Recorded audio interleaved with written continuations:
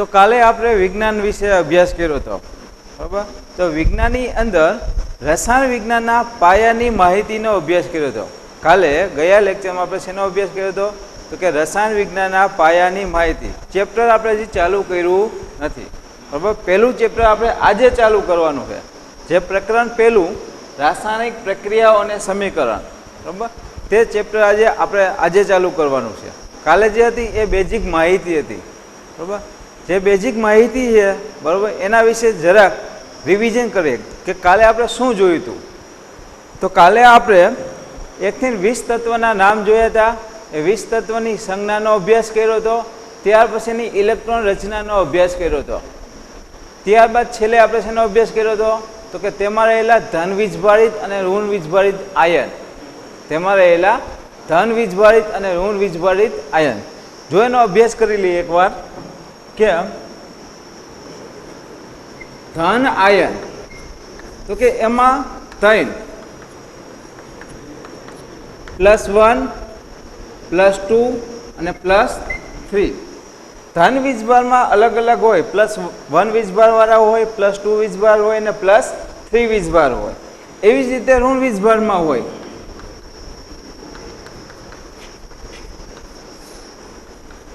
-1 -2 અને -3 વીજભાર. કાલે આપણે અભ્યાસ કર્યો હતો ને, જરાક રિવિઝન કરીએ ઉતાવ, બરાબર? કે પ્લસ વીજભાર, +2 +3, એવી રીતે -1 -2 અને -3 વીજભાર. +1માં કયા કયા વીજભાર હતા કાલે? કોઈને યાદ છે? આપણે કાલે લખાવેલા હતા. હા, ઓકે.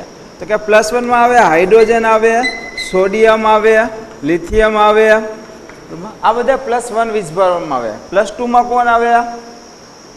એના પછી મેગ્નેશિયમ આવે, કેલ્શિયમ આવે, આ બધા +2માં આવે. +3માં કોણ આવે? તો કે એલ્યુમિનિયમ આવે, આ +3માં આવે. -1માં કોણ આવે? તો કે હાઇડ્રાઇડ. આનું નામ શું થાય? Hydride. Cl chloride, F fluoride, બરોબર, Br બ્રોમાઇડ, આવા આવશે. -2માં કોણ આવશે? ઓક્સિજન, ઓક્સાઇડ, પછી સલ્ફર એટલે કે સલ્ફાઇડ. અને -3માં કોણ આવશે? તો કે નાઇટ્રોજન અને ફોસ્ફરસ. આ જે ધન વીજભાર છે એના આપણે નામ જોઈએ તો આ સાવ સહેલા છે. આનું નામ હાઇડ્રોજન. શું નામ આનું? હાઇડ્રોજન. આનું સોડિયમ, આનું લિથિયમ, આનું મેગ્નેશિયમ, કેલ્શિયમ અને આનું એલ્યુમિનિયમ. પરંતુ માઇનસ વીજભાર છે એની પાછળ આઇડ પ્રત્યે લાગે. શું લાગે? આઇડ પ્રત્યે લાગે. જેમ કે આનું શું થઈ જાય? હાઇડ્રાઇડ. અહીંયા હું લખું શું થાય? આનું હાઇડ્રાઇડ. આનું શું થઈ જાય? ક્લોરીનનું ક્લોરાઇડ. શું થઈ જાય? ક્લોરાઇડ. ફ્લોરિનનું શું થઈ જાય? ફ્લોરાઇડ. Br એટલે બ્રોમિન. બ્રોમિનનું શું થઈ જાય? બ્રોમાઇડ. બરાબર. એવી જ રીતે અહીંયા ઓક્સિજનનું શું થઈ જાય? ઓક્સાઇડ. સલ્ફરનું શું થાય? તો કે સલ્ફાઇડ. એવી જ રીતે નાઇટ્રોજનનું શું થાય? નાઇટ્રાઇડ.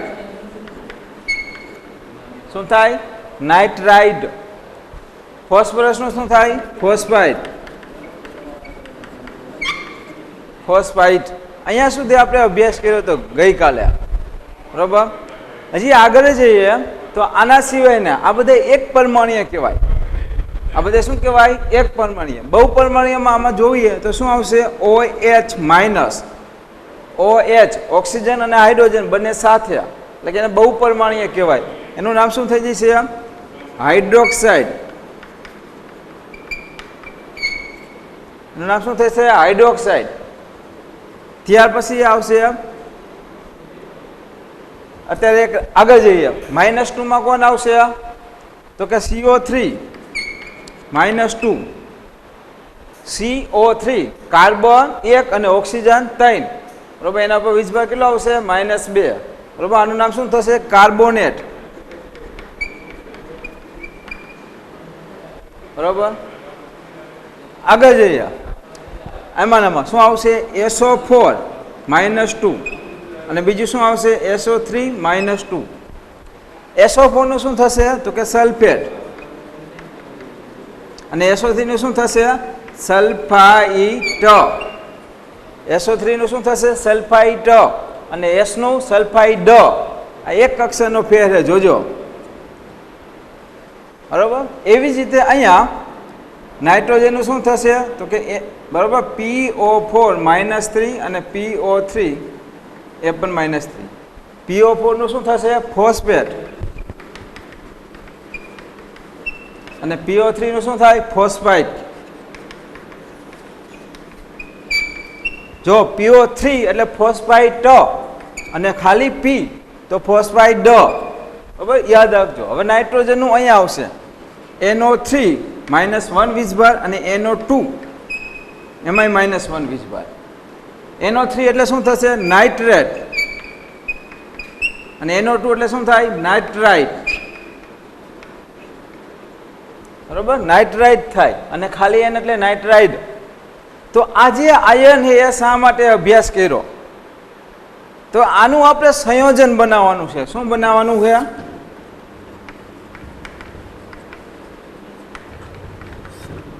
સંયોજન બનાવવાનું છે.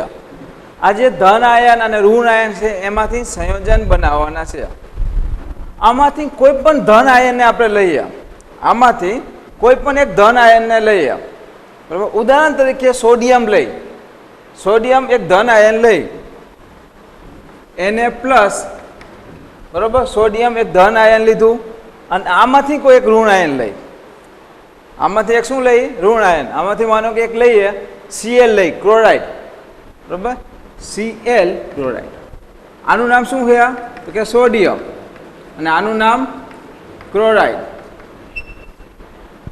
આનું નામ શું છે તો કે સોડિયમ આનું નામ ક્લોરાઇડ. બંને ભેગા થાય તો શું બનાવે એક ધન આયન અને એક ઋણ આયન. એક ધન આયન અને એક ઋણ આયન બંને ભેગા થાય Na અને Cl એટલે સાથે બને NaCl બરાબર. સોડિયમ અને ક્લોરાઇડ બંને ભેગા થાય એટલે NaCl. તો આ એક સંયોજન બન્યું કહેવાય. NaCl શું બન્યું એક સંયોજન બન્યું બરાબર. જેનું નામ શું થાય સોડિયમ ક્લોરાઇડ. આ જે બે નામ આપેલા છે સોડિયમ અને આનું ક્લોરાઇડ એ બંને ભેગા કરી દો એટલે આનું નામ શું થઈ જાય સોડિયમ ક્લોરાઇડ. આવું કોઈ પણ સંયોજન લ્યો તો એ સંયોજન તમને બનાવતા આવડવું જોઈએ. માનો કે તમને એમ કહું કેલ્શિયમ ફોસ્ફેટ. કેલ્શિયમ ફોસ્ફેટનું આપણે એક સંયોજન બનાવવાનું છે તો તમને બનાવતા આવડે તો કે હા. પહેલા વાત કરીએ કેલ્શિયમ તો કે કેલ્શિયમ કેમાં આવશે તો કે ધન વીજભારિતમાં. કેલ્શિયમ શેમાં આવશે ધન વીજભારિતમાં. ક્યાં છે તો કે +2 તો આપણે શું લખશું કેલ્શિયમ +2. પહેલા કેલ્શિયમ શું આવશે કેલ્શિયમ +2. ત્યાર પછી વાત કરીએ શું છે ફોસ્ફેટ. તો ફોસ્ફેટ ક્યાં છે અહીંયા કરે આ ફોસ્ફાઇડ છે આ ફોસ્ફાઇટ છે ને આ શું છે ફોસ્ફેટ. તો અહીંયા શું લખેલું છે ફોસ્ફેટ. જો ફોસ્ફેટ લખેલું હોય તો આપણે શું લઈશું PO3 PO4 ઉપર -3 વીજભાર. હવે આનું સંયોજન બનાવવું તો કેવી રીતે બનાવો. અહીંયા તો સાવ સહેલું હતું કે સોડિયમ ઉપર પ્લસ વીજભાર 1 અને ક્લોરીન ઉપર માઇનસ વીજભાર. એટલે કે સોડિયમને 1 ઇલેક્ટ્રોન આપવો હતો અને ક્લોરીનને 1 ઇલેક્ટ્રોન મેળવવો હતો એટલે બંધ બની ગયો. અહીંયા મતલબ શું થાય કે કેલ્શિયમને 2 ઇલેક્ટ્રોન આપવા છે. +2 નો મતલબ શું થાય કે 2 ઇલેક્ટ્રોન ગુમાવવા છે અને ફોસ્ફેટને 3 ઇલેક્ટ્રોન મેળવવા છે. તો શું કરશું આ 2 આપે અને આને 3 જોઈએ બરોબર. તો આને 3 વડે ગુણશું અને આને 2 વડે. એટલે કે કેલ્શિયમ જે આપેલા છે બરોબર એ કેલ્શિયમ 3 વખત લખશું. કેલ્શિયમ કેટલી વખત લઈશું આપણે 3 વખત. અને જે ફોસ્ફેટ આપેલા છે એ કેટલી વાર લઈશું 2 વાર. ક્રોસ ગુણાકાર કરવાનો.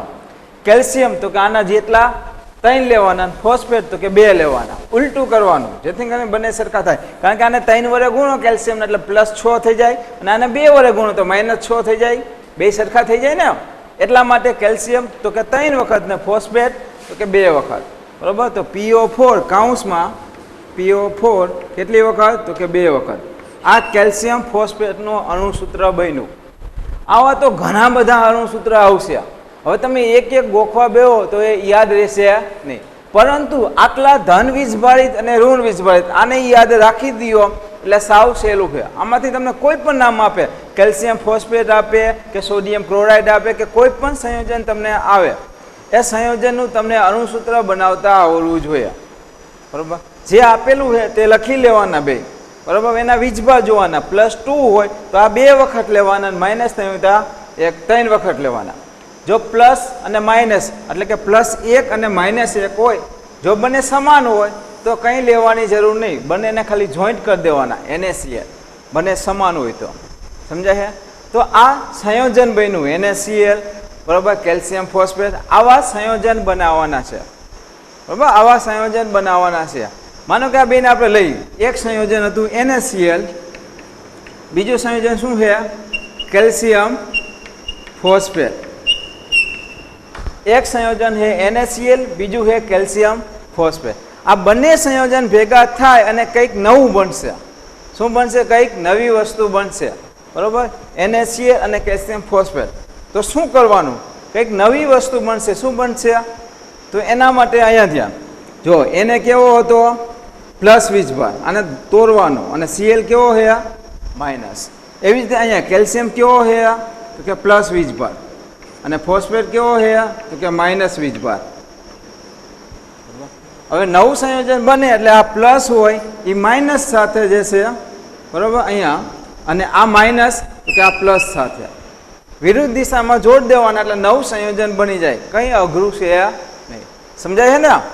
બરાબર? સાવ સહેલું છે, કંઈ અઘરું નથી. જે બે સંયોજન આપેલા છે NaCl અને કેલ્શિયમ ફોસ્ફેટ, અને કંઈક નવી વસ્તુ, નવી પ્રક્રિયા બને, નવું સમીકરણ બને, તો કેવી રીતે? પહેલાં બંનેને તોડવાના અને જે વિરુદ્ધ વીજભાર હોય પ્લસને માઇનસ સાથે જોઈન્ટ કરવાના અને માઇનસને પ્લસ સાથે. તો કે કેલ્શિયમ અને Cl, તો શું બનશે? કેલ્શિયમ ક્લોરાઇડ, અને બીજું NaPO3, બરાબર, Na3PO4. આવા બે નવા સંયોજન બન્યા. અને આ જે થયું તો આને શું કહેવાય? આને કહેવાય રાસાયણિક પ્રક્રિયા. આ જે આખી સમીકરણ મેં લખ્યું એને શું કહેવાય? રાસાયણિક પ્રક્રિયા. બે સંયોજન ભેગા થાય અને નવા બીજા બે સંયોજન બને, તો આ જે વસ્તુ થાય એને શું કહેવાય? રાસાયણિક સમીકરણ. તો આપણે આજે રાસાયણિક પ્રક્રિયા અને સમીકરણ આ ચેપ્ટરનો અભ્યાસ કરવાનો છે. તો સમજાનું ને કે રાસાયણિક પ્રક્રિયા કેવી રીતે બને. પહેલાં 1 થી 20 તત્વ આવડવા જોઈએ, એના નામ આવડવા જોઈએ, સંજ્ઞા આવડવી જોઈએ, ઇલેક્ટ્રોન રચના આવડવી જોઈએ. એમાંથી આપણે ખબર પડવી જોઈએ કે ધન વીજભારિત કેટલા છે, ઋણ વીજભારિત કેટલા છે. કોઈ પણ એક ધન વીજભારિત અને ઋણ વીજભારિત બંને ભેગા થાય એટલે સંયોજન બને. વળી બીજું એ રીતે ધન વીજભારિત અને ઋણ વીજભારિત ભેગા થાય એટલે શું બને? સંયોજન. અને એ બંને સંયોજન ભેગા થાય અને કંઈક પ્રક્રિયા બને. બંને સંયોજનને ભેગા કરો એટલે શું થાય? કંઈક નવી પ્રક્રિયા બને. બસ આ ચેપ્ટરમાં આપણે આનો જ અભ્યાસ કરવાનો છે. તો હવે રસાયણ વિજ્ઞાનની અંદર ચેપ્ટર નંબર 1 રાસાયણિક પ્રક્રિયા અને સમીકરણ. તો રાસાયણિક પ્રક્રિયા કોને કહેવાય તમને ખબર આવી ગઈ. બરાબર? કે તમને એ ખબર પડી કે રાસાયણિક પ્રક્રિયા કેવી રીતે બને. તો કે કોઈ તત્વ ભેગા થાય, સંયોજન બને, અને બે સંયોજન કે 2 થી વધારે સંયોજન ભેગા થાય અને નવું કંઈક સંયોજન બને, તો એને શું કહેવાય? રાસાયણિક પ્રક્રિયા. તો એ રાસાયણિક પ્રક્રિયા ચેપ્ટર હવે આપણે શરૂઆત કરી તે પહેલાં એની પ્રસ્તાવના લઈએ. તો એની અંદર શું કહે છે? તો કે રોજિંદા જીવનમાં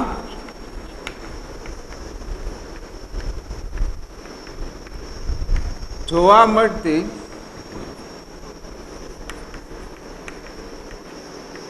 રાસાયણિક પ્રક્રિયા. રોજિંદા જીવનમાં એટલે કે આપણા જીવનની અંદર ઘણી બધી રાસાયણિક પ્રક્રિયા થાય છે. આપણે જે જીવન જીવીએ એની અંદર ઘણી બધી રાસાયણિક પ્રક્રિયા થાય છે. રાસાયણિક, ભૌતિક પ્રક્રિયા, બરાબર, આવી ઘણી બધી પ્રક્રિયા થાય છે. જેમ કે સવારમાં તમે ઉઠો, બરાબર, ઉઠ્યો એટલે કે બરાબર તમે કહો ચા બનાવો, તો તમારા મમ્મી શું કહે કે દૂધ બગડી ગયું છે, જાને બેટા કે બહારથી દૂધ લઈ આવો. બરાબર? જો દૂધ બગડી ગયું તો તમને શું કરો કે બહારથી દૂધ લઈ આવો. પરંતુ એ દૂધ શા માટે બગડી ગયું છે? બરાબર? તો કે એની અંદર એક રાસાયણિક પ્રક્રિયા થઈ છે. જે દૂધ બગડી ગયું એ શા માટે બગડ્યું છે? તો કે એની અંદર રાસાયણિક પ્રક્રિયા થઈ છે. બરાબર? આવી તો ઘણી બધી રાસાયણિક પ્રક્રિયા છે. તમે સવારમાં ઉઠીને ટૂથબ્રશ કરો તો એની અંદર પણ રાસાયણિક પ્રક્રિયા થાય. તમે નાહવા જાઓ તો કે શેમ્પૂ, કન્ડિશન, આની અંદર પણ રાસાયણિક પ્રક્રિયા થાય. કહેવાનો મતલબ કે આપણા જીવનની અંદર, આપણા રોજિંદા જીવનની અંદર બરાબર ઘણી બધી રાસાયણિક પ્રક્રિયા થાય છે. રાસાયણિક પ્રક્રિયા વગર આપણું જીવન શક્ય છે નહીં. સમજાય? રાસાયણિક પ્રક્રિયા વગર આપણું જીવન શક્ય છે નહીં. જેમ કે અત્યારે હું જે બોલું છું એ પણ એક રાસાયણિક પ્રક્રિયા દ્વારા જ થાય. કારણ કે સવારમાં ઉઠીને નાસ્તો કર્યો હોય, મેં ખોરાક લીધો હોય તો જ હું બોલી શકું ને. જે રાસાયણિક પ્રક્રિયા શરીરમાં થાય એના દ્વારા જ. બરાબર? તો આવી તો ઘણી બધી રાસાયણિક પ્રક્રિયા છે. બરાબર? કે અનેક રાસાયણિક પ્રક્રિયા આપેલી છે. બરાબર? એ રાસાયણિક પ્રક્રિયાની અંદર તમારા પાઠ્યપુસ્તકમાં અમુક રાસાયણિક પ્રક્રિયા આપેલી છે તે આપણે જોઈએ. તો કે પેલું, ઉનાળાના સમયમાં બરાબર, ઉનાળાના સમયમાં દૂધ બગડી જાય છે. શું થાય કે ઉનાળાનો સમય હોય, જ્યારે સામાન્ય તાપમાન હોય ત્યારે કંઈ ન થાય, તાપમાન વધી જાય. જ્યારે તાપમાનમાં વધારો થાય, તાપમાન વધવાની સાથે શું થાય? બરાબર? તો કે દૂધ બગડી જાય. કારણ કે એની અંદર રહેલા બેક્ટેરિયા, એની અંદર દૂધની અંદર રહેલા બેક્ટેરિયા વધારે તાપમાને એ વધારે રિએક્શન કરે. એટલે કે એની અંદર રહેલો રેક્ટોઝ નામનો ઉત્સેચક રેક્ટિક એસિડમાં રૂપાંતર થાય, એટલે એ દૂધ બગડી જાય. બરાબર? કારણ કે ઉનાળાના સમયમાં તાપમાન શું હોય? વધારે હોય. વધારે તાપમાનના કારણે એ દૂધ બગડી જાય.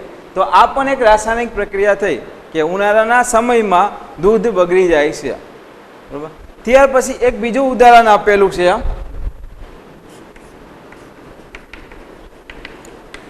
લોખંડ જેવી વસ્તુઓ, તવા, તપેલી કે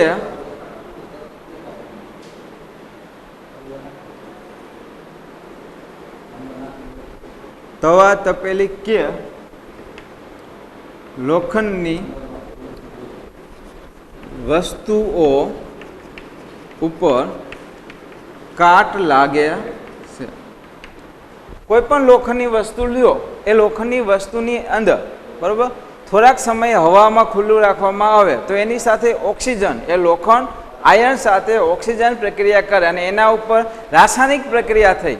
તમે થોડાક સમય પછી જુઓ તો એના ઉપર કથ્થાઈ રંગનો પડ જામી જાય, જેને તમે શું કહો? કાટ લાગે. લોખંડ ઉપર શું લાગે છે? તો કે કાટ લાગી જાય. કારણ કે તો કે એની અંદર રાસાયણિક પ્રક્રિયા થાય. બરાબર? ખોરાકની, લોખંડની અંદર જે FeIN હોય એ હવામાં રહેલા ઓક્સિજન અને પાણી સાથે પ્રક્રિયા થઈને શું થાય? એની ઉપર કાટ લાગે. તો એ પણ એક રાસાયણિક પ્રક્રિયા છે. આગળ જઈએ. એના સિવાય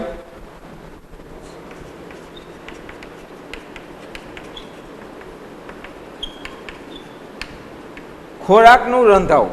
તો કે વનસ્પતિની અંદર જે વનસ્પતિ આપેલા છે તે ખોરાક કેવી રીતે મેળવે? તો તમને ખબર છે વિદ્યાર્થી મિત્રો કે વનસ્પતિ ખોરાક પ્રકાશ સંશ્લેષણની ક્રિયા દ્વારા, વનસ્પતિ ખોરાક કેવી રીતે મેળવે છે? તો કે પ્રકાશ સંશ્લેષણની ક્રિયા દ્વારા.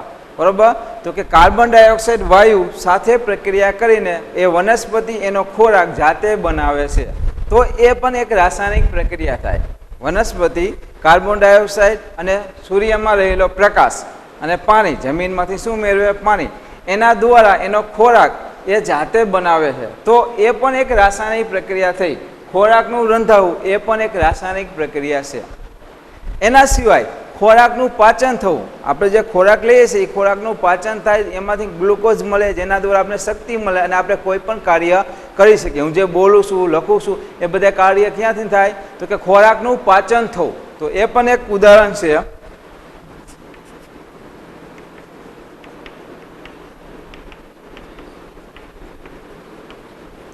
આપણા શરીરની અંદર જે ખોરાક છે એ ખોરાકનું પાચન થવું એ પણ એક રાસાયણિક પ્રક્રિયા છે. બરાબર? જે ખોરાક લઈએ છીએ એમાંથી શક્તિનું રૂપાંતર થાય, ગ્લુકોઝનું રૂપાંતર થાય. તો આ પણ એક શું છે? રાસાયણિક પ્રક્રિયા છે. એના સિવાય જે હું શ્વાસ લઉં એ પણ રાસાયણિક પ્રક્રિયા છે. એક કેવી રીતે રાસાયણિક પ્રક્રિયા છે? તો તમને ખબર છે કે આપણે શ્વાસની અંદર શું લઈએ છીએ? ઓક્સિજન વાયુ લઈએ. બહાર શું કાઢીએ? Carbon dioxide. આપણે લઈએ છીએ શું? ઓક્સિજન. બહાર શું કાઢીએ? Carbon dioxide. જો આપણે ઓક્સિજન લઈએ છીએ અને બહાર શું કાઢીએ કાર્બન ડાયોક્સાઇડ, બંનેમાં ફેર શું હોય? ઓક્સિજન લઈ બહાર શું કાઢીએ કાર્બન ડાયોક્સાઇડ. તો એનો મતલબ કે આપણા શરીરમાં આ કાર્બન હોવો જોઈએ, પ્લસ કાર્બન. જો આપણા શરીરની અંદર કાર્બન હોય તો એ કાર્બન ઓક્સિજન સાથે પ્રક્રિયા થઈને કાર્બન ડાયોક્સાઇડ બહાર નીકળે. O2 લઈએ ઓક્સિજન, બહાર શું નીકળે છે? Carbon dioxide. એનો મતલબ કે આ પણ એક રાસાયણિક પ્રક્રિયા થઈ. શ્વાસની જે પ્રક્રિયા છે શ્વાસોશ્વાસની, એ પણ એક રાસાયણિક પ્રક્રિયા છે.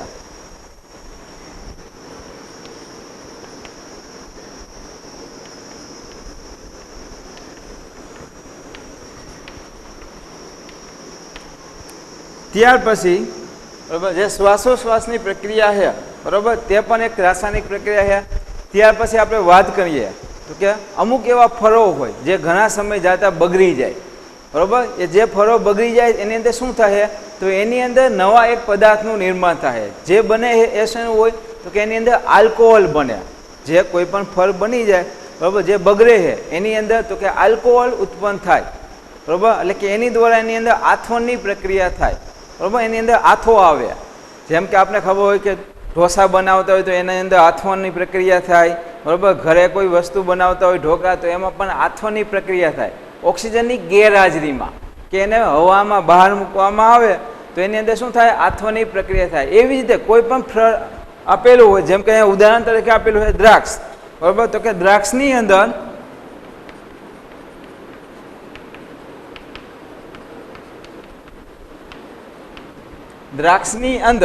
બરાબર રહેલા જે લાંબા સમયથી બગડી જાય તો એની અંદર આલ્કોહોલ ઉત્પન્ન થાય અને એનું પછી આથવણ થાય બરાબર. આથવણની પ્રક્રિયા એ થઈ કહેવાય. તો અહીંયા આવા ઉદાહરણ આપેલા હતા બરાબર. તો આ તો 6 જ ઉદાહરણ આપેલા છે. કેટલા ઉદાહરણ આપેલા? 6 જ ઉદાહરણ આપેલા છે જે તમારા પાઠ્યપુસ્તકમાં છે. આના સિવાય અનેક ઉદાહરણ છે. રાસાયણિક પ્રક્રિયાના ઘણા બધા ઉદાહરણો આપી શકાય. કોઈ પણ વસ્તુ તમે સળગાવો એ સળગે છે તો એ પણ રાસાયણિક પ્રક્રિયા છે બરાબર. તમે વાહન લઈને જતા હોય, પેટ્રોલ અને ડીઝલનું જે દહન થાય એ પણ રાસાયણિક પ્રક્રિયા છે બરાબર. તમે જે કોલગેટનો ઉપયોગ કરો એ પણ એક રાસાયણિક પ્રક્રિયા છે. આવી તો ઘણી બધી રાસાયણિક પ્રક્રિયા આપેલી છે, પરંતુ તમારા પાઠ્યપુસ્તકમાં તેના 6 જ ઉદાહરણ આપેલા છે બરાબર, જેનો આપણે અભ્યાસ કર્યો. તમને હજી પણ પ્રશ્ન થાય કે સાહેબ એ ખબર કેવી રીતે કે પડે કે રાસાયણિક પ્રક્રિયા થઈ? પ્રશ્ન એ થાય કે એ ખબર કેવી રીતે પડે કે એની અંદર રાસાયણિક પ્રક્રિયા થઈ છે કે નથી થઈ? તો કે હા, શરૂઆતમાં જે વસ્તુ હોય અને જે નવી વસ્તુ બને એમાં કંઈક ફેરફાર હોય. ઉદાહરણ તરીકે દૂધ હોય, એ શરૂઆતમાં કેવું હોય અને બગડી જાય ત્યારે કેવું હોય? કંઈક ફેરફાર થયો ને એની અંદર, કે જે મૂળ સંયોજન હોય અને નવી વસ્તુ જે બને એમાં કંઈક ફેરફાર થાય. જો કંઈક ફેરફાર થાય તો એને આપણે સમજી શકીએ કે એની અંદર રાસાયણિક પ્રક્રિયા થઈ. તો એની અંદર કેવા કેવા ફેરફાર થાય એ આપણે જાણવું જરૂરી છે. તો એના માટે થોડીક પ્રવૃત્તિ આપેલી છે, આપણે એનો અભ્યાસ કરીએ. પહેલાં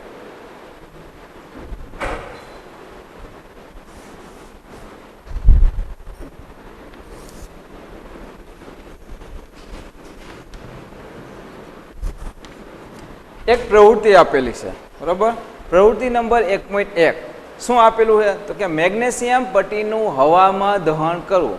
મેં વાત કરી ને કે બરાબર, કોઈ પણ વસ્તુને તમે દિવાસળી વડે સળગાવો તો એ પણ રાસાયણિક પ્રક્રિયા થાય. કોઈ પણ વસ્તુને તમે સળગાવો, કાગળ સળગાવો કે કોઈ પણ વસ્તુને સળગાવો તો એ રાસાયણિક પ્રક્રિયા થાય. અહીંયા ઉદાહરણ તરીકે તમને મેગ્નેશિયમ આપેલું છે બરાબર. શું આપેલું છે? તો કે હેતુની અંદર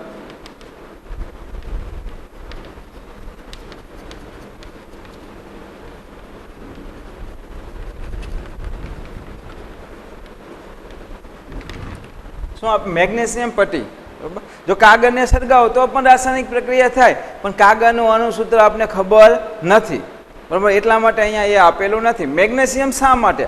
પ્રશ્ન એ થાય કે મેગ્નેશિયમ શા માટે લીધું? તો કે મેગ્નેશિયમ જે ધાતુ રહી, ધાતુની અંદર મેગ્નેશિયમ ધાતુ રહી એ વધુ ક્રિયાશીલ છે. કેવી છે? વધુ ક્રિયાશીલ, એટલે કે ઝડપથી સળગી શકે. લોખંડને તમે સળગાવો તો વાર લાગે, ચાંદીને આવી કોઈ પણ ધાતુને સળગાવો, કોપરને, તો વાર લાગે. પરંતુ મેગ્નેશિયમ ધાતુ એવી છે, એની ક્રિયાશીલતા કેવી છે? વધારે છે. એટલે કે એ ઝડપથી સળગી ઉઠે. મેગ્નેશિયમ ધાતુ એ ઝડપથી સળગી ઉઠે. એટલા માટે અહીંયા મેગ્નેશિયમની પટ્ટી લેવામાં આવે છે.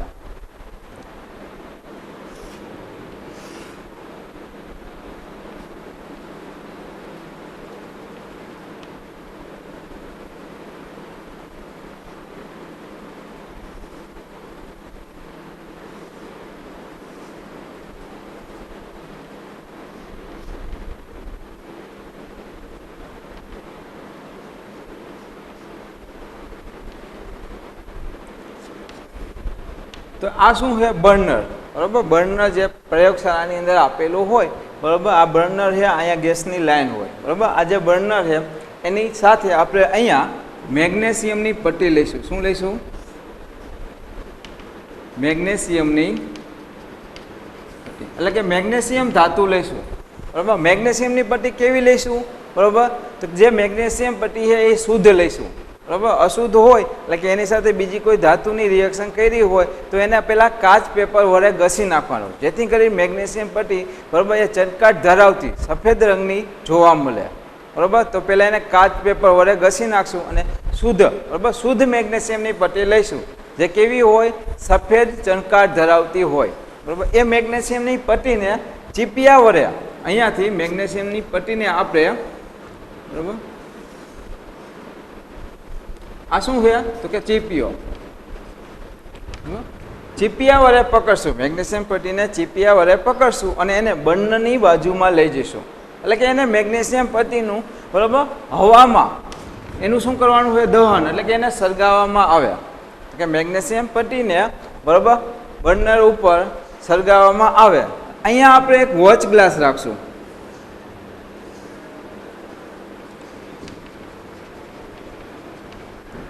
બરાબર, જેથી કરી મેગ્નેશિયમ પટ્ટીને જ્યારે સળગાવો, આ પ્રવૃત્તિ જ્યારે કરતા હોય ત્યારે શિક્ષકની હાજરી જરૂરી છે.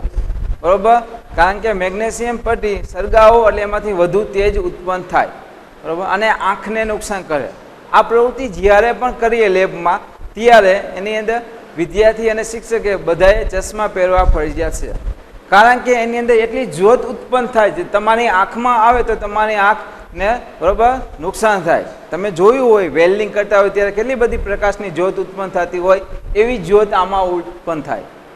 બરાબર, એટલા માટે એ, બરાબર, ચશ્મા પહેરવા જરૂરી છે. તો આ મેગ્નેશિયમ પટ્ટીને સળગાવવામાં આવ્યા, બરાબર, એટલે કે એમાંથી નીચે રેખા જમા થશે. અહીંયા શું જમા થશે? રેખા, એટલે કે રાખ જમા થશે. બરાબર, એ રાખ શેની હશે? તો એ રાખ મેગ્નેશિયમ ઓક્સાઇડની.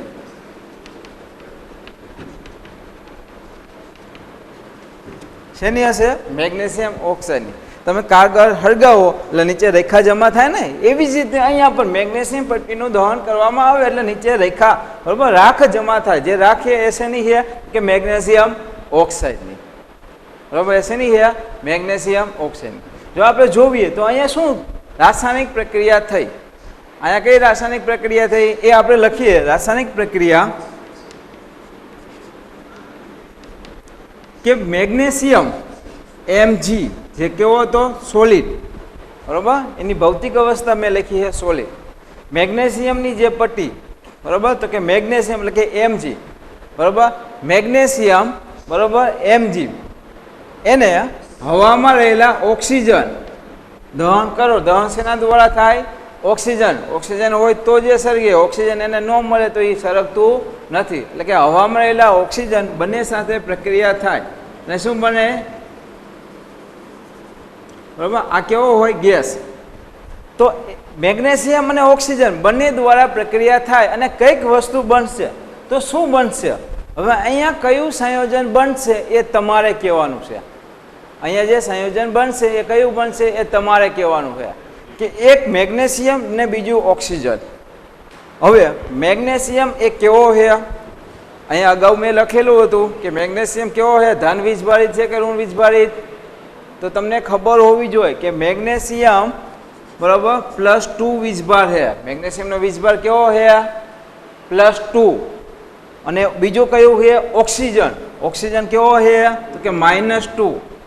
આ તમને ખબર હોવી જોઈએ. એટલા જ માટે મેં ગઈકાલે બેઝિક પાયાની માહિતી લીધી. કારણ કે પાયો મજબૂત થાય તો જ આગળ વસ્તુ આવડશે. ઘર બનાવતા હોય, પાયો મજબૂત હોય તો ઉપરની ઇમારત બનાવી શકાય. એવી રીતે પાયો જો મજબૂત થાય તો જ આગળની વસ્તુ આવડે. બરાબર, એટલા માટે આપણે વાત કરી હતી કે મેગ્નેશિયમ કેવો છે? ધન આયન છે, +2 વીજભાર છે. ઓક્સિજન કેવો છે? ઋણ આયન, -2 વીજભાર. હવે આ બંને પ્રક્રિયા કરે એનો મતલબ કે મેગ્નેશિયમને 2 ઇલેક્ટ્રોન ગુમાવવા છે, ઓક્સિજનને 2 ઇલેક્ટ્રોન મેળવવા છે. બંને સરખા છે એટલા માટે બંનેને ભેગા કરી દેવાના. શું બને? MgO. શું બને? MgO. તો અહીંયા જે સંયોજન બનશે એ શું બનશે? MgO. કોઈ એવું ન લખતા કે આ Mg અને આ O2 તો MgO2 આવું ન લખતા. આવું કોઈ દી સંયોજન બને નહીં કે અહીંયા Mg ના O2 MgO2 બરાબર, એવું સંયોજન નહીં બને. એ આવડવું જોઈએ કે મેગ્નેશિયમ +2 ઓક્સિજન -2 એટલે બંને વચ્ચે મેગ્નેશિયમ ઓક્સાઇડ જ બને. તો અહીંયા મેગ્નેશિયમ ઓક્સાઇડ બનશે. શું બનશે? મેગ્નેશિયમ ઓક્સાઇડ બરાબર, MgO સંયોજન બનશે. હવે આને સમીકરણને સંતુલિત કરવાનું છે કે અહીંયા મેગ્નેશિયમ 1 તો કે સામે 1, અહીંયા ઓક્સિજન 2, અહીંયા ઓક્સિજન કેટલા છે 2, અહીંયા ઓક્સિજન કેટલા છે 1, તો આગળ 2 કરવા જોશે. તો વળી મેગ્નેશિયમ વધી ગયા, કેટલા થયા 2, તો અહીંયા મેગ્નેશિયમની આગળ 2 કરવા જોશે. જ્યારે સમીકરણ સંતુલિત કરો એ હંમેશા આગળ લખવાનું, અહીંયા નહીં લખવાનું Mg2m, હંમેશા આગળ લખવાનું. એની ચર્ચા આપણે આગળ કરશું બરાબર. તો અહીંયા બનશે મેગ્નેશિયમ ઓક્સાઇડ બરાબર. તો આ જે રાખ જમા થાય શેની બને છે? મેગ્નેશિયમ ઓક્સાઇડની. તો આપણે એક પ્રવૃત્તિ જોઈ બરાબર, રાસાયણિક પ્રક્રિયા એક જોઈ કે મેગ્નેશિયમ હોય એને સળગાવો મેગ્નેશિયમ ઓક્સાઇડ બને. પ્રવૃત્તિ તમે કરી શકો, કાગળને સળગાવો બરાબર તો કંઈક સંયોજન રાખ બનશે, પણ કાગળનું અણુસૂત્ર આપણે આવડતું નથી. એટલા માટે અહીંયા મેગ્નેશિયમનું આપણે ખબર છે કે Mg એની સંજ્ઞા છે, એટલા માટે મેગ્નેશિયમને સળગાવીને મેગ્નેશિયમ ઓક્સાઇડ બનાવ્યું. સમજાય? એક રાસાયણિક પ્રક્રિયા થઈ. ત્યાર પછી આપણે બીજી પ્રવૃત્તિનો અભ્યાસ કરીએ.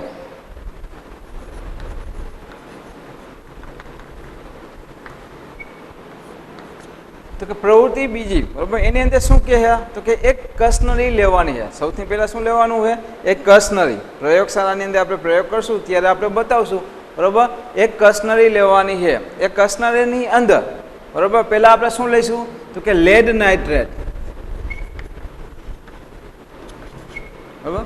કસનરીની અંદર લેડ નાઇટ્રેટ સંયોજન લેવાનું છે બરાબર. કેનું સંયોજન લેવાનું છે?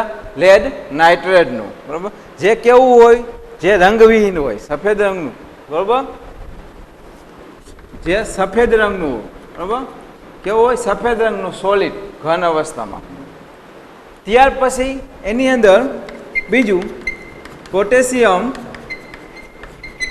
આયોડાઇડ જે રંગવિહીન હોય. ત્યાર પછી એની અંદર પોટેશિયમ આયોડાઇડ ઉમેરશું. પહેલાં એક કસનરી લઈશું, એની અંદર શું લઈશું? લેડ નાઇટ્રેટ બરાબર. ત્યાર પછી એની અંદર શું ઉમેરશું? Potassium iodide. તો બંને વચ્ચે બંનેને ભેગા કરીએ, પહેલાં લેડ નાઇટ્રેટ લઈ પછી પોટેશિયમ આયોડાઇડ નાખીએ તો બંને વચ્ચે કંઈક રાસાયણિક પ્રક્રિયા થશે બરાબર. શું થશે આપણે જોઈએ. પહેલાં છે લેડ નાઇટ્રેટ. તો લેડ નાઇટ્રેટનું સંયોજન શું થશે તમને આવડવું જોઈએ બરાબર. જે આપેલું છે લેડ એટલે કે Pb, લેડને શું કહેવાય? Pb. અને નાઇટ્રેટ એટલે અગાઉ ચર્ચા કરી, નાઇટ્રેટ એટલે NO3 બરાબર. આવું સંયોજન મળશે લેડ નાઇટ્રેટ PbNO3(2). અહીંયા શું આવશે? NO3. આવું સંયોજન બને. શા માટે? તો તમને આવડવું જોઈએ કે જે રેડ બરાબર એ Pb+2 વીજભાર હોય, નાઇટ્રેટનો કેટલો હોય તો કે -20 વીજભાર. બંને વચ્ચે શું બનશે? Lead nitrate. આગળ જઈએ. આ જે છે એ કેવો છે? સફેદ રંગનો બરાબર, સોલિડ ઘન અવસ્થામાં. આની ભૌતિક અવસ્થા છે બરાબર. ભૌતિક અવસ્થા લખવી જરૂરી છે. આગળ જઈએ. લેડ નાઇટ્રેટ લીધું ત્યાર પછી કસનરીમાં શું નાખવાનું છે? Potassium iodide. પોટેશિયમની સંજ્ઞા શું છે?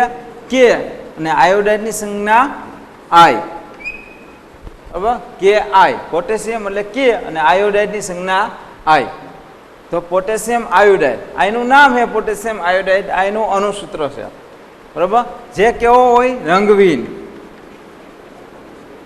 બંને વચ્ચે પ્રક્રિયા થશે એટલે કે કસનરીમાં પહેલાં લેડ નાઇટ્રેટ નાખ્યું બરાબર, જે સફેદ રંગનો હોય. ત્યાર પછી લેડ બરાબર. ત્યાર પછી પોટેશિયમ આયોડાઇડનું જલીય દ્રાવણ બનાવ્યું. કેવું બનાવ્યું? જલીય દ્રાવણ. પાણીમાં એનું દ્રાવણ બનાવેલું છે. એકવાર સોલ્યુશન AQ બરાબર. પાણીની અંદર એનું સોલ્યુશન બનાવેલું છે જેને શું કહેવાય? AQ. જો હું અહીંયા લખી દઉં ભૌતિક અવસ્થા. ભૌતિક અવસ્થા કેટલી? 3 પેલા ઘન જેને શું કહેવાય સોલિડ, બરાબર, ઘન સ્વરૂપે હોય, બરફ હોય, એ ઘન સ્વરૂપે હોય તેને શું કહેવાય ઇંગ્લિશમાં સોલિડ, ટૂંકમાં પેલો અક્ષર એસ. બીજી અવસ્થા છે પ્રવાહી, જેને ઇંગ્લિશમાં શું કહેવાય લિક્વિડ એટલે એલ. ત્રીજું છે વાયુ, બરાબર, એટલે કે ગેસ. અને ચોથું છે જલીય દ્રાવણ એટલે કે એકવાર સોલ્યુશન, એક ક્યુ. શું લખેલું છે એક ક્યુ, બરાબર. જલીય દ્રાવણ એટલે કે પાણીની અંદર તમે ઓગાળ નાખો તો એને શું કહેવાય જલીય દ્રાવણ. મીઠાને પાણીમાં ઓગાળ નાખો તો એ જલીય દ્રાવણ બને. કોઈ પણ દ્રાવણને બરાબર પાણીમાં ઓગાળો તો એ શું કહેવાય જલીય દ્રાવણ. કા ઘન અવસ્થા હોય તો એસ લખવાનું, પ્રવાહી હોય તો એલ લખવાનું, વાયુ અવસ્થા હોય તો ગેસ લખવાનું, અને જલીય દ્રાવણ હોય તો એક્યુ, બરાબર. તો એવી જ રીતે અહીંયા જે લેડ નાઇટ્રેટ એ સોલિડ હોય, બરાબર, સફેદ રંગનો ઘન પદાર્થ હોય. ત્યાર પછી પોટેશિયમ આયોડાઇડ એ એક્યુ એટલે કે એનું જલીય દ્રાવણ બનાવેલું હોય પાણીની અંદર. પ્રવૃત્તિ કરશું પ્રયોગમાં ત્યારે એ બતાવીશ, બરાબર. તો આ બંને વચ્ચે રાસાયણિક પ્રક્રિયા થાય અને કંઈક નવું સંયોજન બને. તો નવું સંયોજન કયું બનશે? સાવ સહેલું છે, કંઈ જ અઘરું નથી. અહીંયા જે આપેલા છે એને તોડી નાખવાના. એક શું છે Pb+2 લેડ, અને બીજું શું છે નાઇટ્રેટ NO3-. લેડ અને નાઇટ્રેટ આ બે હતા, બંનેને વચ્ચેથી તોડી નાખ્યા. અને અહીંયા શું છે એક પોટેશિયમ પ્લસ વીજભાર ને આયોડાઇડ માઇનસ વીજભાર. પોટેશિયમ આયોડાઇડ બંનેને તોડી નાખ્યા. પોટેશિયમ પ્લસ વીજભાર હોય ને આયોડાઇડ માઇનસ હોય. એવી રીતે અહીંયા પ્લસ અને માઇનસ. તો હવે શું થાય? પ્લસ હશે ક્યાં જશે? માઇનસ સાથે. Pb+2 અને I- બંને પ્રક્રિયા કરશે, આ પ્લસ અને આ માઇનસ. Pb ઉપર +2 વીજભાર એનો મતલબ કે 2 ઇલેક્ટ્રોન એને આપશે અને આને 1 ઇલેક્ટ્રોન ગુમાવવાનું. તો શું કરવાનું? ક્રોસ ગુણાકાર. આજે હે Pb ને તો કે -1 એટલે કે એક જ વખત લેવાનું. Pb કેટલી વખત લેવાનું? તો કે અહીંયા એક વખત, અહીંયા 1 લખતા, અને I તો I અહીંયા કેટલા છે 2, તો 2 વખત લેવાનું. I કેટલી વખત લેવાનું? 2 વખત. પણ આ 1 લખતા નથી, બરાબર. PbI2. સમજાય કે સંયોજન કેવી રીતે બને? સંયોજન કેવી રીતે બને? જો અહીંયા બરાબર Pb+2 વીજભાર, આયોડાઇડ -1 વીજભાર. તો Pb એક વખત અને આયોડાઇડ 2 વખત. Pb એક વખત, અહીં 1 લખતા નથી, અને આયોડાઇડ 2 વખત I2. સમજાય? આગળ જઈએ. હવે બીજું સંયોજન શું બનશે? તો અહીંયા આ માઇનસ ક્યાં જશે? પ્લસ સાથે, બરાબર. NO3 - વીજભાર અને K+. I -1 અને I +1. તો આને ડાયરેક્ટ જોઈન્ટ કરી નાખવાના, KNO3. આ બે નવા સંયોજન બન્યા. આ બે શું બન્યા? નવા સંયોજન, બરાબર. આનું નામ શું થશે? તો Pb એટલે લેડ અને I2 એટલે આયોડાઇડ. આનું નામ શું થશે? K એટલે પોટેશિયમ, K એટલે પોટેશિયમ, NO3 એટલે નાઇટ્રાઇટ,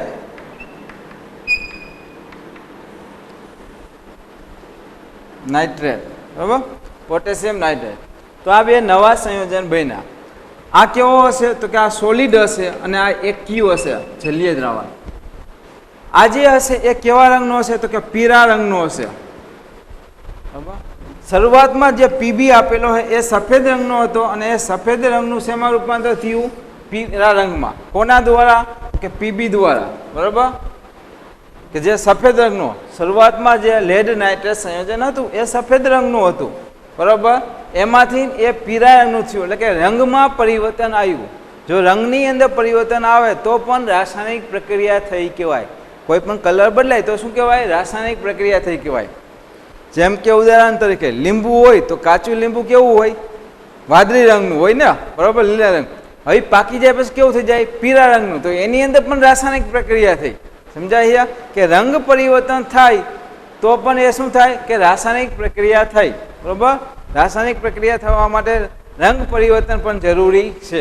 તો અહીંયા સફેદ રંગમાંથી પીળા રંગના, બરાબર, રૂપાંતર થયું. તો આ પણ એક રાસાયણિક પ્રક્રિયા થઈ. બે પ્રવૃત્તિનો અભ્યાસ કર્યો ત્યાર પછી પ્રવૃત્તિ નંબર 3, બરાબર, તો કે પ્રવૃત્તિ 3 ની અંદર શું કહે એનો હેતુ શું છે, બરાબર, કે કોઈ ધાતુ આપેલી છે, ઉદાહરણ તરીકે ઝીંક ધાતુ છે, બરાબર, ઝીંક ધાતુનું એસિડ સાથે પ્રક્રિયા, ઝીંક ધાતુ કોઈ ધાતુ આપેલી છે એની અંદર એસિડ નાખીએ તો શું થાય, બરાબર, તમને ખબર કોઈ ધાતુ આપેલી હોય એની અંદર એસિડ નાખીએ તો શું થાય. આ પ્રવૃત્તિ ઘરે કરવી હોય તો ઘરે કોઈ લોખંડ જેવી ધાતુ હોય એની અંદર આપણે સફાઈમાં જે એસિડ વાપરીએ એની ઉપર નાખો તો એની અંદર ધુમાડા ઉત્પન્ન થાય, એ ગરમ થાય, એટલે કે એના તાપમાનમાં ફેરફાર થાય અને બીજું એમાં વાયુ ઉત્પન્ન થાય. તો આ પ્રવૃત્તિની અંદર આપણે એ બે વસ્તુનો અભ્યાસ કરવાનો હોય, એક તો એના તાપમાનમાં ફેરફાર થાય અને બીજું એમાં વાયુ ઉત્પન્ન થાય. તો શું કહે છે, તો એના માટે એક પ્રવૃત્તિ આપેલી છે.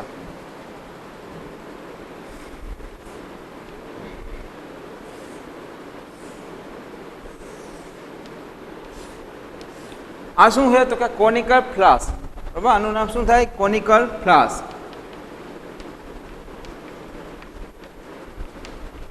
પ્રયોગશાળામાં બતાવીશ. આ એક કોનિકલ ફ્લાસ્ક છે. આની અંદર ઉપર અહીંયા મૂચ લગાડ, બરાબર, પહેલાં તો આની અંદર શું નાખવામાં આવે છે તો કે ઝીંક ધાતુ,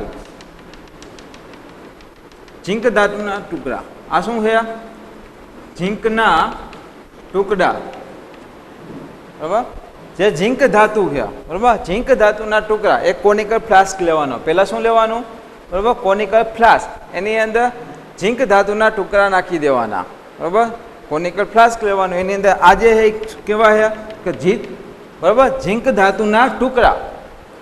ત્યાર પછી એમાં શું ઉમેરવાનું છે તો કે એસિડ. ત્યાર પછી એની અંદર શું ઉમેરવાનું છે તો કે એસિડ, બરાબર, તો કે એસિડમાં કોઈ પણ એસિડ લઈએ, બે, બરાબર, આમ તો 3 એસિડ છે. આના પછીના ચેપ્ટરમાં એસિડ બેઝ સારમાં આપણે અભ્યાસ કરશું. 3 પ્રબળ એસિડ છે. એક HCl હાઇડ્રોક્લોરિક એસિડ, આનું નામ શું થાય, હાઇડ્રોક્લોરિક એસિડ. બીજું H2SO4 સલ્ફ્યુરિક એસિડ અને ત્રીજું HNO3 નાઇટ્રિક એસિડ. આ 3 નામ છે. પહેલું હાઇડ્રોક્લોરિક એસિડ, બીજું સલ્ફ્યુરિક એસિડ અને ત્રીજું, બરાબર, નાઇટ્રિક એસિડ. આ 3 એસિડ આપેલા છે. તો આમાંથી કોઈ પણ એક એસિડને આપણે ઉમેરીએ ઉપરથી, બરાબર, અહીંયા આપણે એસિડને ઉમેરીએ. માનો કે હાઇડ્રોક્લોરિક એસિડ, બરાબર,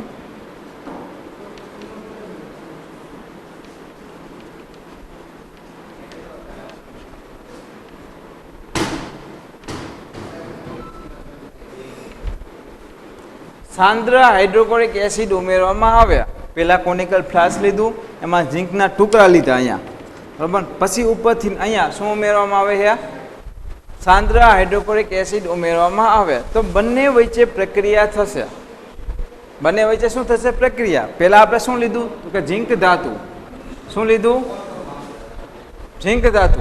હવે ઝીંક ધાતુની અંદર આ ઝીંકની સંજ્ઞા છે Zn, 30 નંબરનું તત્વ, બરાબર. ઝીંક જે ધાતુ છે એ ઝીંક ધાતુની અંદર પ્લસ, બરાબર, પ્લસ HCl એટલે કે હાઇડ્રોક્લોરિક એસિડ ઉમેરું. શું ઉમેરું, સાંદ્ર હાઇડ્રોક્લોરિક એસિડ.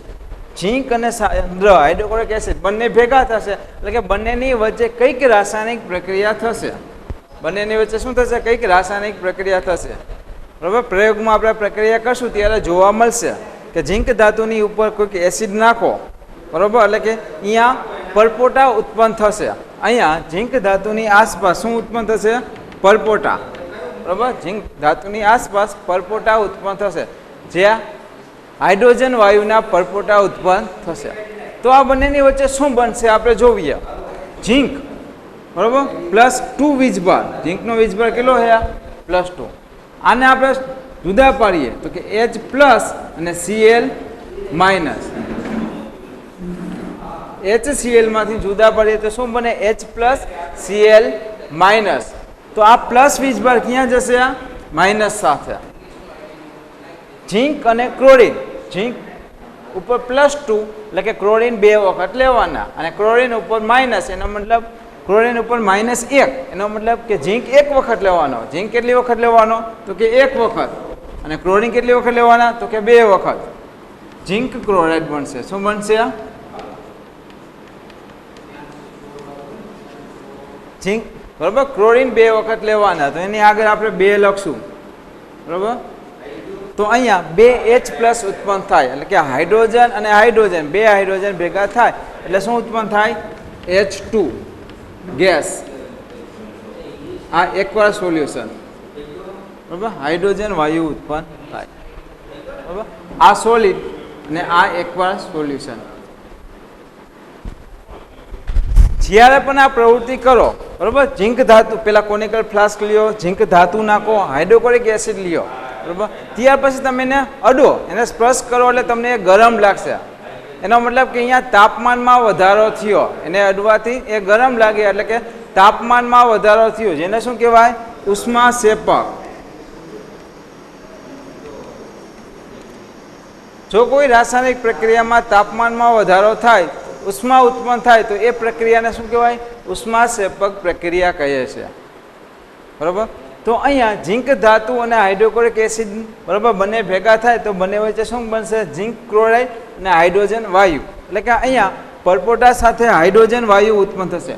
હવે હાઇડ્રોજન વાયુ કેવો હોય તમને ખબર છે?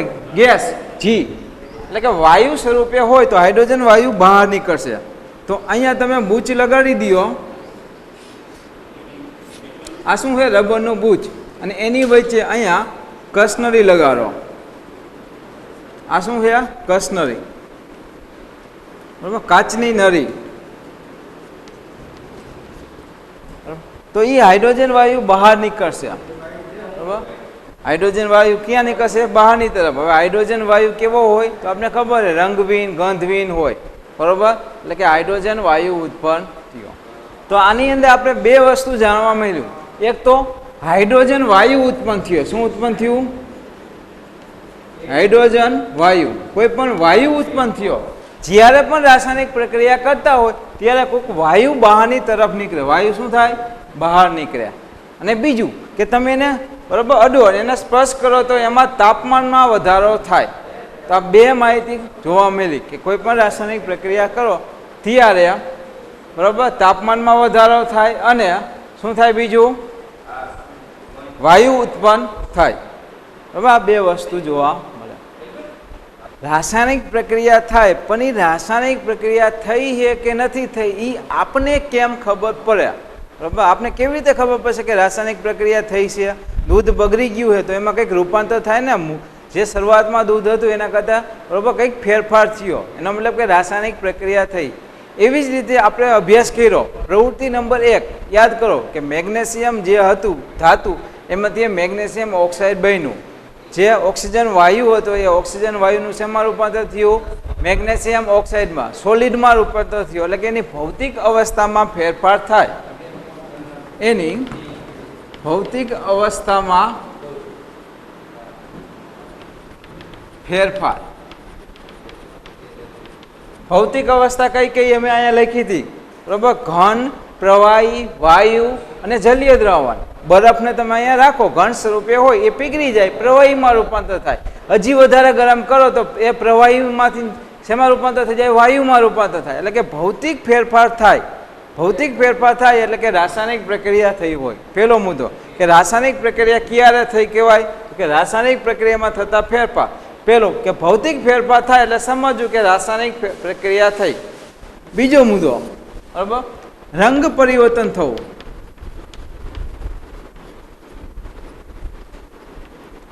આપણે બીજી પ્રવૃત્તિ કરી હતી. લેડ નાઇટ્રેટ હતું એને પોટેશિયમ આયોડાઇડના દ્રાવણમાં ડૂબાડ્યું, બરાબર. તો બંને વચ્ચે શું બન્યું? કંઈક નવું સંયોજન બન્યું હતું, બરાબર. લેડ આયોડાઇડ કંઈક સંયોજન બન્યું જે કેવું હતું? સફેદમાંથી પીળા રંગમાં રૂપાંતર થયું. એટલે કે રંગમાં પરિવર્તન થાય એટલે સમજી જાવ કે એમાં રાસાયણિક પ્રક્રિયા થઈ. બીજો મુદ્દો કે રંગમાં પરિવર્તન થવું, બરાબર. રંગમાં ફેરફાર થાય એટલે કે રાસાયણિક પ્રક્રિયા થઈ એવું આપણે સમજી લઈએ. ત્યાર પછી ત્રીજો મુદ્દો,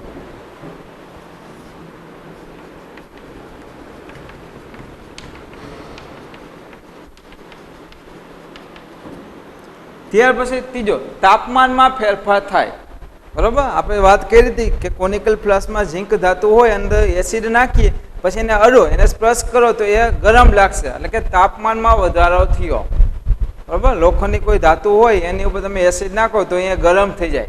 બરોબર, એનો મતલબ કે તાપમાનમાં ફેરફાર થાય. જો તાપમાનમાં ફેરફાર થાય એટલે સમજવું કે રાસાયણિક પ્રક્રિયા થઈ. બરોબર. ત્યાર પછી ચોથો મુદ્દો, વાયુઓ ઉદ્ભવ. બરોબર, વાયુઓનું ઉદ્ભવ, વાયુઓ ઉત્પન્ન થાય, કાં હાઇડ્રોજન વાયુ, કાં ઓક્સિજન વાયુ, કોઈ પણ વાયુ ઉત્પન્ન થાય. તમે સળગાવો એટલે ધુવાણા ઉત્પન્ન થાય છે ને, જે કાર્બન ડાયોક્સાઇડ વાયુ ઉત્પન્ન થાય. એવી રીતે આપણે પ્રવૃત્તિ કરી હતી કે ઝીંકની અંદર હાઇડ્રોક્લોરિક એસિડ નાખીએ, બરોબર, ઝીંક ક્લોરાઇડ બને અને સાથે શું થાય છે કે હાઇડ્રોજન વાયુ ઉત્પન્ન થાય, સાથે હાઇડ્રોજન વાયુ ઉત્પન્ન થાય. એટલે કે કોઈ પણ વાયુનું ઉદ્ભવ થવું, જો વાયુ ઉત્પન્ન થાય તો આપણે સમજી લઈએ કે રાસાયણિક પ્રક્રિયા થઈ. તો અહીંયા આપણો પ્રશ્ન હતો, બરોબર, કે રાસાયણિક પ્રક્રિયામાં કેવા ફેરફાર થાય. બરાબર, રાસાયણિક પ્રક્રિયામાં જો આવા ફેરફાર થાય તો આપણે સમજી શકીએ કે રાસાયણિક પ્રક્રિયા થઈ. તો 4 ફેરફાર આપેલા છે. પહેલું, એની ભૌતિક અવસ્થામાં ફેરફાર થવો. પહેલું, ભૌતિક અવસ્થામાં ફેરફાર થવો. બીજું, રંગ પરિવર્તન થવું. ત્રીજું, તાપમાનમાં ફેરફાર થવું. અને ચોથું, વાયુઓનો ઉદ્ભવ થવો. બરાબર, તો અહીંયા આપણે સમજી શકીએ કે રાસાયણિક પ્રક્રિયા થઈ. બરાબર, તો અહીંયા સુધી આજે આપણે રાખશું. બરાબર.